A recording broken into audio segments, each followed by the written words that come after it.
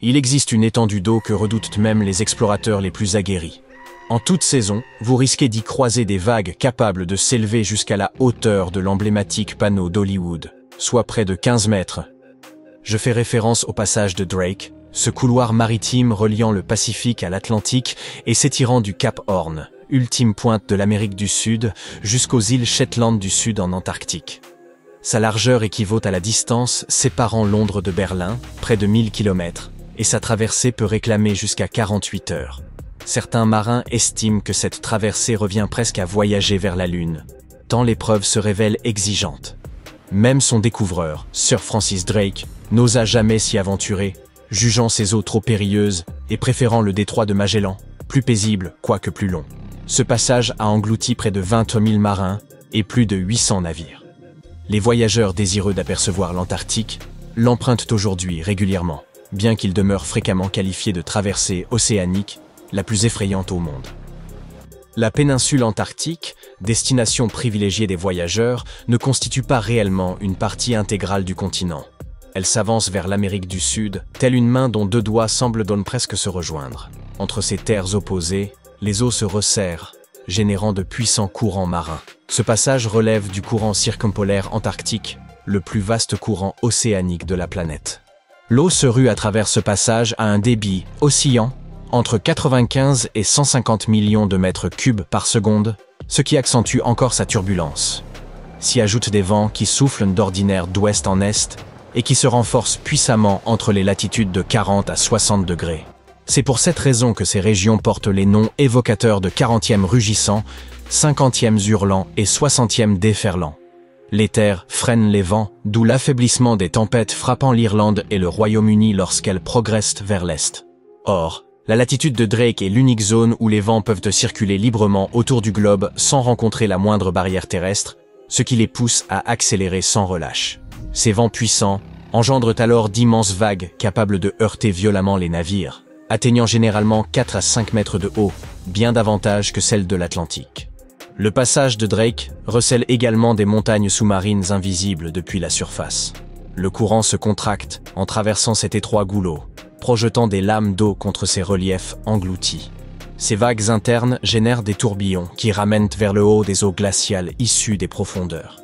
Ainsi, le tumulte ne se limite pas à la surface. Il règne jusqu'aux strates les plus basses. Le premier marin à contourner le Cap Horn puis à franchir le passage de Drake fut le navigateur néerlandais Willem Schouten en 1616.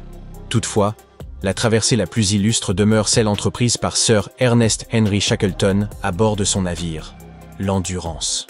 Accompagné de 27 hommes, il quitta la Géorgie du Sud avec l'ambition de rejoindre la baie de Vassel en Antarctique. Mais le déroulement de l'expédition s'écarta rapidement de tout ce qui avait été prévu. Le 19 janvier 1915, leur navire fut piégé dans les glaces et, dès octobre, il commença à sombrer. Ils vécurent durant 2 mois sur la banquise dérivante avant de gagner, à bord de canots de sauvetage, un lieu reculé et glacé nommé l'île de l'Éléphant. Shackleton, accompagné de 5 hommes, entreprit ensuite une traversée périlleuse vers la Géorgie du Sud pour obtenir du secours.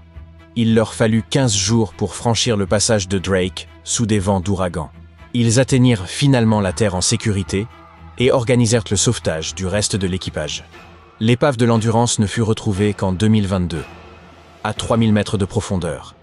En décembre 2019, 6 athlètes intrépides entreprirent de traverser le passage de Drake en ramant, une première historique. Leur périple dura 12 jours de rame continue, avec un relais toutes les 90 minutes. Ils y parvinrent, même si cette méthode comptait parmi les plus éprouvantes pour franchir ce couloir maritime. Ils racontèrent avoir affronté un froid mordant, une humidité constante, des conditions rudes, et des vagues qui les percutaient comme de véritables murs. Le temps change fréquemment dans le passage de Drake, mais les navigateurs disposent des indications nécessaires pour l'anticiper et ajuster leur cap. Ils modifient ainsi l'heure de départ afin de conserver une marge de sécurité et d'éviter d'être surpris au centre du passage dans les pires conditions. À l'occasion, la traversée se révèle calme et douce, un état que l'on désigne sous le nom de Drake Lake.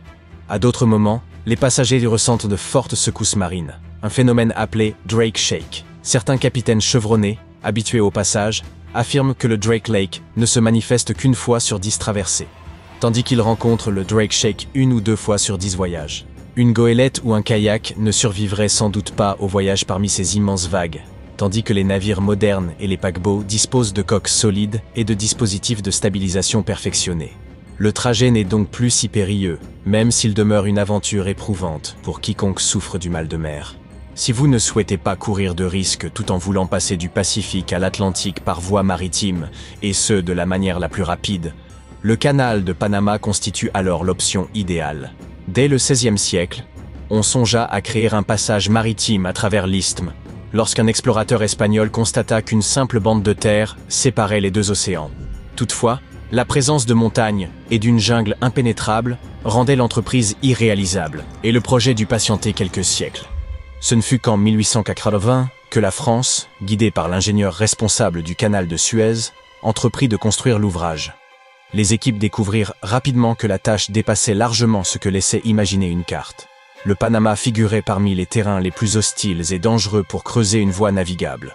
Les ouvriers devaient déplacer d'imposantes masses rocheuses au cœur d'une jungle infestée de serpents, écrasée par une chaleur étouffante et des pluies interminables.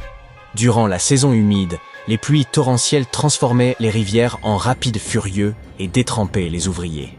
Il arrivait qu'ils passent 15 jours sans apercevoir le soleil, leurs vêtements restant perpétuellement mouillés. De lourds blocs de roches se détachaient, tandis que de minuscules moustiques porteurs de malaria accablaient les équipes. Puis survint un séisme, aggravant encore la situation.